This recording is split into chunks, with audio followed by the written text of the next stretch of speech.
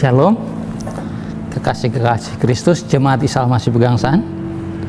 Sebelum kita mendengar kebenaran firman Tuhan, saya ajak kita berdoa. Bapa di surga, terima kasih untuk kesempatan indah ini. Biarlah Roh Kudus menolong kami untuk memahami kebenaran firman yang kami dengar, bahkan lebih dari itu untuk dapat melakukannya dalam hidup keseharian kami. Dalam Kristus Yesus kami mohonkan ini. Haleluya. Amin. Baik. Dalam kesempatan ini saya akan berbicara dengan tema penderitaan Kristus. Bacaan saya terambil dari Filipi 3 ayat 10. Saya bacakan untuk kita semua. Yang ku kehendaki ialah mengenal Dia dan kuasa kebangkitannya dan persekutuan dalam penderitaannya, di mana aku menjadi serupa dengan Dia dalam kematiannya. Pemusik dan penulis lagu Andraé Crouch menyanyikan, I don't know why Jesus loves me, I don't know why He cares, I don't know why He sacrifices His life, but I'm so glad He did. Adalah benar, sahabat Kristus, bahwa kita tidak dapat sepenuhnya memahami keputusan Tuhan untuk mengasihi kita. Namun melalui hidup dan pelayanan Yesus, kita dapat melihat betapa besar kasih Tuhan atas manusia. Maka tidak berlebihan jika kemudian kita diminta untuk hidup dalam keserupaan dengan Yesus. Karena Dialah manusia yang berkenan kepada Tuhan, sebagaimana tercatat dalam Matius 3:17. Lalu terdengarlah suara dari sorga yang mengatakan, inilah anakku yang kukasihi, kepadanyalah aku berkenan. Yesus menjadi jalan keselamatan bagi kita. Melalui di dalam Dia tersedia jalan keselamatan manusia.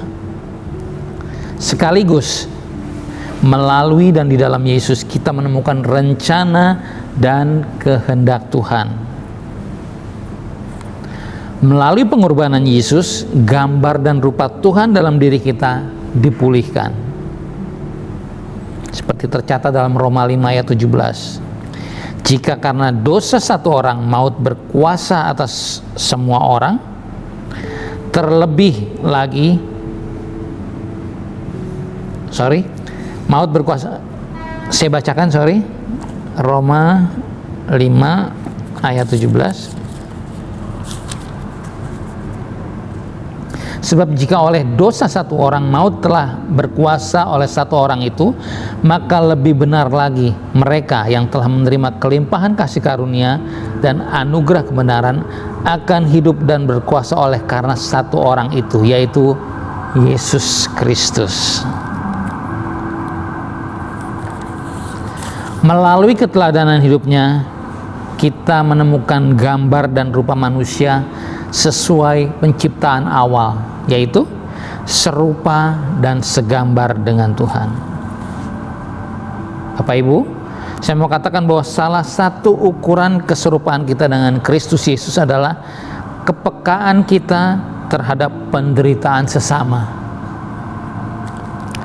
Kita tidak diselamatkan hanya untuk diri sendiri.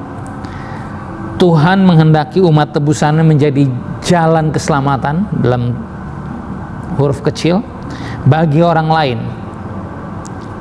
Kita belum mencapai keserupaan dengan Kristus jika kita abai dengan kebutuhan orang lain untuk menemukan jalan kebenaran dan hidup dalam huruf besar yang disediakan Bapa melalui dan di dalam Yesus Sang Kristus. Dalam banyak segi, sahabat Kristus, memberitakan kabar sukacita keselamatan dari Tuhan bagi dunia ini bukanlah perkara mudah dan menyenangkan. Paulus banyak menderita karena Injil.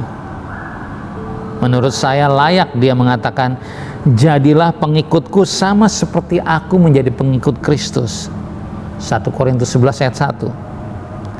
Dan yang dikehendaki Paulus adalah mengenal Yesus dan kuasa kebangkitannya dan persekutuan dalam penderitaannya, agar menjadi serupa dengan Yesus dalam kematiannya. Melalui penderitaan dan kematian Kristus, kita juga beroleh kuasa kebangkitannya, kuasa untuk menang atas dosa, maut, dan setiap tantangan dalam kehidupan di tengah-tengah dunia yang dipenuhi pikiran yang jahat dan bengkok ini. Sebagaimana dikatakan oleh Donald B. Kraybill dalam bukunya Kerajaan yang Sungsang, segala nilai-nilai kekristenan itu seperti hal-hal yang aneh, yang asing. Kerajaan surga seperti kerajaan yang sungsang ketika itu dikabarkan di tengah dunia ini. Dan untuk itulah kita harus siap menderita bagi sesama kita. Tuhan Yesus memberkati. Kita berdoa. Bapa di surga, terima kasih untuk kebenaran firman-Mu yang sama-sama kami dengar.